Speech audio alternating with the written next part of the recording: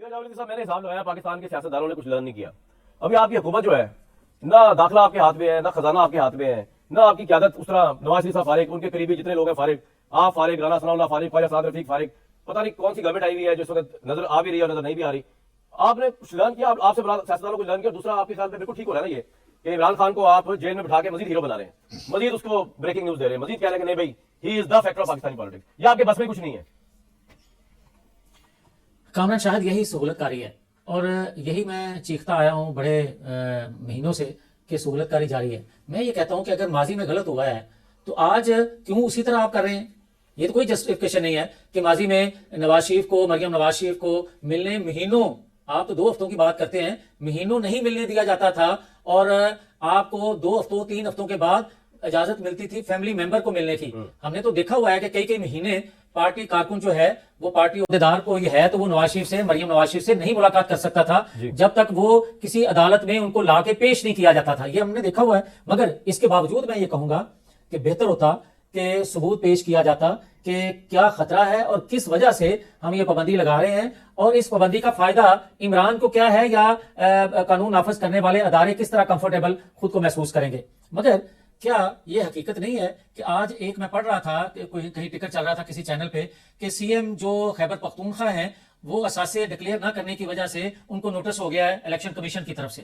بھائی بات یہ ہے کہ کل کو اگر اثاثے واقعتاً انہوں نے ظاہر نہ کیے ہوں گے اور اس پر وہ ڈسکوالیفائی ہو جائیں گے تو کہا یہ جائے گا کہ جناب بڑی زیادتی ہے، ایک بندہ برداشت نہیں ہو سکا. حالانکہ بات یہ ہے کہ قانون پر عمل کرنا یا قانونی تقاضے پورے کرنا میرے لیے بھی اتنا ہی اہم ہے، کسی اور کے لیے بھی اتنا ہی اہم ہے. مگر میرا کہنا یہ ہے کہ قانونی تقاضے پورے کرنا میرے پہ بھی لازم ہے، سر میں آپ کی لازم ہے، آپ کی حکومت نظر نہیں آ رہی ہو کے بھی، اور جو آپ کی حکومت نظر آ رہی ہے وہ روتلیس نظر آ رہی ہے. میں یہ کہہ رہا ہوں جہاں تک میرے بھائی آپ کا یہ کہنا ہے کہ حکومت نظر نہیں آ رہی، تو حکومت جماعت کی ہوتی تو نظر آتی. آپ بتائیں کہ ہمیں تو سادہ اکثریت بھی نہیں ملی بھائی، سادہ اکثریت بھی نہ ملی تو ہم حکومت بنانے کی پوزیشن میں نہیں تھے. اور جس طرح مان تان کے اور جس طرح اکٹھے کر کے وہ جو حکومت بنا دی گئی، اس کو میری حکومت کہہ لیں، اسے مسلم لیگ کی حکومت کہہ لیں، پیپلز پارٹی کی حکومت کہہ لیں، ٹیکنوکریٹ کی حکومت کہہ لیں، کوئی نام دے لیں، مگر ملبہ ہمیں اٹھانا پڑے گا. جس طرح 16-18 ماہ کی حکومت کا ملبہ مسلم لیگ نون پر ڈال دیا گیا اور ہمیں اٹھانا پڑا اور بھگتنا پڑا.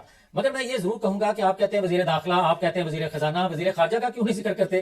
بھائی وزیر خارجہ بھی خارجہ پالیسی ہے، کوئی وزیر خارجہ جو ہے کوئی میری بات کوئی وزیر خارجہ کتنا پالیسی خود بناتا ہے اور کتنی بنا کے دی جاتی ہے، اس کا بھی کبھی کبھار تذکرہ اگر فرما لیں گے تو آپ بھی کٹ پتلی ہیں، والوں کے لیے اچھا ہو آپ بھی کٹ پتلی ہیں، کہنے کا مطلب یہ ہوا. دیکھیں بالکل آپ صحیح کہہ رہے ہیں، الفاظ سخت ہیں، شرمندگی والے ہیں، مگر حقیقت تو یہی ہے کہ بہت سونے لگ رہے ہو، سچ بول رہے ہو کامران بھائی اللہ کرے تسی اگر میں کہہ رہا نیکسٹ ٹائم تسی جیت جاؤ، اگر تسی پہلی ہار جاتے تو پہلی اچھی گل کر دیندے. جی بھٹی صاحب کوئی میں نے جانا ہے صاحب کے پاس. نہیں اس کی اچھا میاں صاحب پہلے میاں صاحب ایک منٹ جی میاں صاحب کو کرے سر.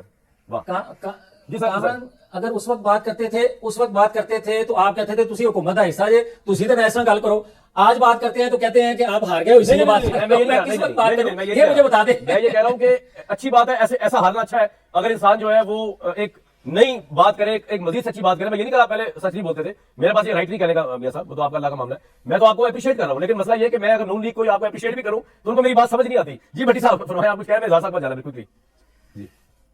یہ میرے نانکا پنڈ جاوید لطیف صاحب کو آپ نے جانے نہیں دینا. میں کوئی چھوٹا طیارہ ادھر لیتا ہوں اور آ کر نا آپ کے اسٹوڈیو میں آ کر ان کو جپی ڈالنا چاہتا ہوں. اتنا یعنی ایک ایم این اے شپ اور ایک بے محکمہ وزارت اوپر سے کیا ہٹی، اندر سے ایک نیا جاوید لطیف انقلابی نکلا ہے. زندہ باد میرے بھائی. پہلے بھی آف دا ریکارڈ انقلابی باتیں کرتے تھے.